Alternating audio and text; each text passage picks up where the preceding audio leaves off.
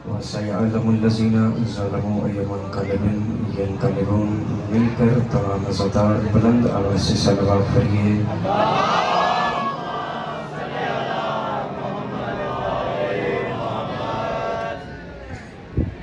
وقت تھوڑا ہے، گنجائش نہیں کہ زیادہ وقت عزاداروں کا لیا جائے۔ اسپیکر والے بھائی جہاں پہ لیں آواز تھوڑی سی کھول دیجیے۔ اجازت ہے سرکار، نوکری کا آغاز کیا جائے۔ یہاں والے عزادار ذرا ہاتھ اٹھا کے بتائیے گا، دونوں ہاتھ اٹھا کے حیدری۔ حمد و ثنا ہے اس پروردگار کے لیے، تمام تعریفیں اس اللہ کے لیے کہ جس نے ہمیں حسین ابن علی کا غمخوار بنا کر، جس نے ہمیں حسین ابن علی کا حوبدار بنا کر، بندہ وہ بولے جس کے اندر حسین رگوں میں لہو بن کے دوڑ رہا ہے، جو یہاں پہ بتانے آیا ہے کہ ہم یزید کے نہیں حسین کے ساتھ ہیں۔ حمد ہے اس پروردگار کے لیے جس نے ہمیں حسین ابن علی کا حوبدار بنا کر، حسین ابن علی کا عزادار بنا کر، ہمیں حسین ابن علی کا غمخوار بنا کر، آپ کا میرا ہم سب کا شمار انسانوں میں کیا ہے، حسین کے غم سے دور رہنے والے حیوانوں میں نہیں کیا۔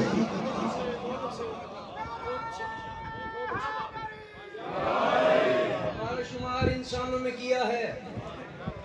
کوئی شیعہ سنی، کوئی مقصر غالی نہیں، ہم شیعان حیدر کرار ہیں، ہم حسین کے عزادار ہیں، ہم مل کے بیٹھنا چاہتے ہیں، ہم اکٹھے ایک ہی ملک میں رہتے ہیں، ہم ملک پاکستان کو امن کا گہوارہ بنانا چاہتے ہیں، ہم ان بحثوں میں نہیں الجھتے۔ جو اولاد آدم کو انسان بننے کا ہنر سکھائے اس کریم کو حسین کہتے ہیں۔ جو اولاد آدم کو حسین، اتنے کریم سردار کا نام ہے۔ آپ آج یہاں پہ تشریف فرما ہیں، معصوم کا جملہ پڑھنے لگا ہوں، جس کام تک میری آواز پہنچے ہاتھ اٹھا کے ضرور بتانا کہ میرا جملہ ان تک پہنچ گیا ہے۔ جتنے عزادار یہاں پہ بیٹھے ہو، آپ کو بادشاہ حسین کی عزت کا واسطہ جس کام تک میرا جملہ پہنچے، کیونکہ بات میری نہیں جملہ معصوم کا ہے۔ امام فرماتے ہیں اللہ نے دنیا کو بنایا ہی صرف کربلا کے لیے ہے۔ کربلا ہے تو دنیا دنیا ہے، کربلا ہے تو دنیا میں جو کچھ ہے وہ صحیح ہے، کیونکہ کربلا جیتی جاگتی تفسیر ہے اس آیت کی، ان الذین آمنوا وعملوا الصالحات، بے شک وہ لوگ جو ایمان لائے اور انہوں نے احسن عمل انجام دیے۔ اور یاد رکھیے گا سب سے احسن عمل ہے حسین پر گریہ اور ماتم کرنا، اس سے بہتر عمل کوئی نہیں کائنات میں، کیونکہ حسین کربلا میں کسی ذاتی مقصد کے لیے نہیں نکلے تھے۔ حسین کربلا میں توحید بچا رہے تھے، حسین کربلا میں اسلام بچا رہے تھے، حسین کربلا میں عدل بچا رہے تھے، حسین کربلا میں نبوت بچا رہے تھے، حسین کربلا میں امامت بچا رہے تھے، حسین کربلا میں قیامت بچا رہے تھے، حسین کربلا میں نماز بچا رہے تھے، حسین کربلا میں روزہ بچا رہے تھے، حسین کربلا میں پیغام دے رہے تھے جہاد وہ ہے جس میں حسین شامل ہو۔ جو بندہ جہاد میں حسین سے متاثر نہیں ہے وہ جہاد نہیں کر رہا، وہ فساد پھیلا رہا۔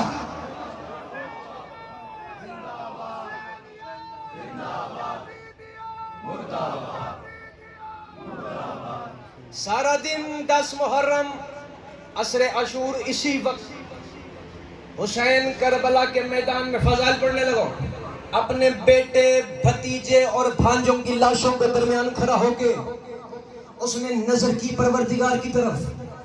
میرے بادشاہ حسین نے فرمایا میرے مالک تو ہے امتحان لینے والا، میں ہوں امتحان دینے والا۔ کربلا کے میدان میں تیرے جیسا بھی کوئی نہیں، میرے جیسا بھی کوئی نہیں، تو بھی لا شریک ہے، میرے جیسا بھی کربلا میں کوئی میرا بھی شریک نہیں، تو ہے امتحان لینے والا، میں حسین ہوں امتحان دینے والا۔ جو بندہ حسین کا تذکرہ سننے کے لیے یہاں پہ بیٹھا ہے اس بندے سے میری بات ہے، تو ہے امتحان لینے والا، میں ہوں امتحان دینے والا۔ میرے مالک اگر تو نے میرا امتحان لینا ہے، میں بھی حسین علی کا بیٹا ہوں، میں تجھے ایسے امتحان نہیں دوں گا۔ اگر تو نے میرا امتحان لینا ہے تو میرے پروردگار تجھے امتحان لینے کے لیے کربل کی زمین میں اترنا پڑے گا. جس بندے کو شک ہے مکہ مکرمہ ہے، مدینہ منورہ ہے، نجف اشرف ہے، جہاں پہ اللہ ہو اسے معلیٰ کہتے ہیں. اور پوری کائنات میں صرف دو ہی معلیٰ ہے، ایک عرش معلیٰ ہے، ایک کربلا.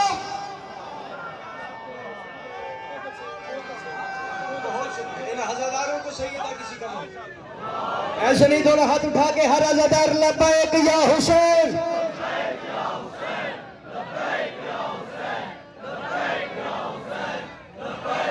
تو ہے امتحان لینے والا.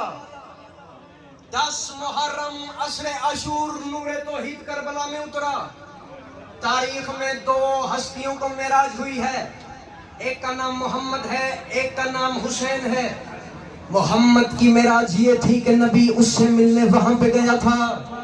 جاگنا سارے عزادار. حسین کی معراج یہ تھی کہ وہ اس سے ملنے یہاں پہ آیا ہے. جو ابھی تک ہاتھ نہیں اٹھا سکا اب وہ ہاتھ اٹھا کے حسین بادشاہ سے خیرات لے، کیونکہ قانون اس نے بنایا تھا کہ ملنے کے لیے ہمیشہ محبوب آتا ہے. محمد اس کا محبوب تھا، اسے وہاں پہ جانا پڑا. وہ اس کا محبوب تھا، اسے یہاں پہ.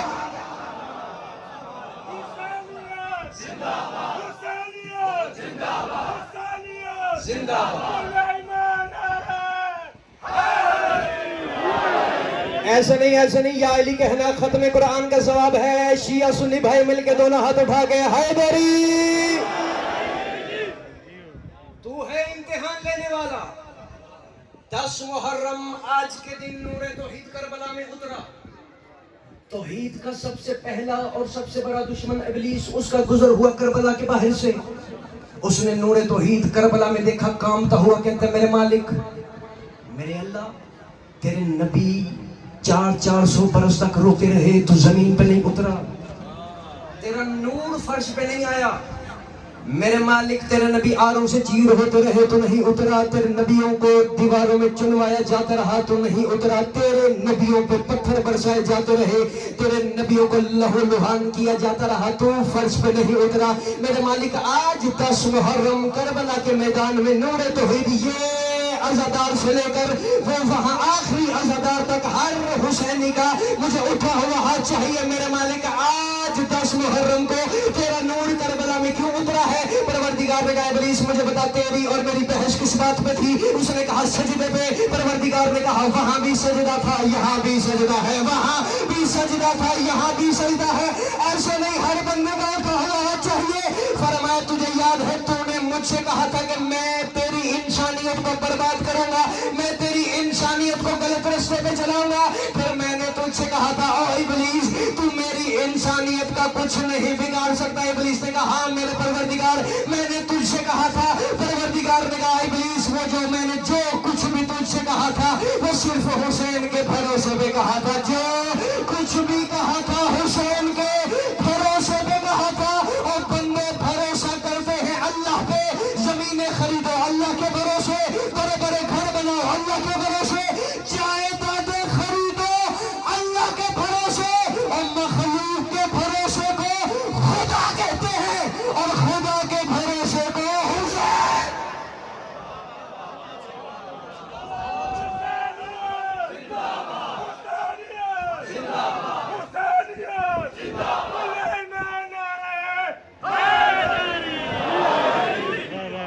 بندے بھروسہ کرتے ہیں اللہ پر. جتنے چہروں پہ میری نظر ہے، میری شیعہ قوم پر امن قوم ہے. ہم ملک پاکستان کو امن کا گہوارہ بنانا چاہتے ہیں. ہم کبھی فساد کے قائل نہیں رہے، نہ ہی ہم فساد پھیلانا چاہتے ہیں. توجہ رکھیے میری جان، ہم امن کے قائل ہیں. الزام لگایا جاتا ہے جی جو شیعہ اکٹھے ہو جاتے ہیں معاذ اللہ انہوں نے خود حسین کو قتل کیا. یہ یہاں والا مجمع ذرا میری طرف دیکھے، انہوں نے خود حسین کو مارا معاذ اللہ. یہ شیعہ خود ہی روتے ہیں، خود ہی پیٹتے ہیں، خود ہی ماتم کرتے ہیں.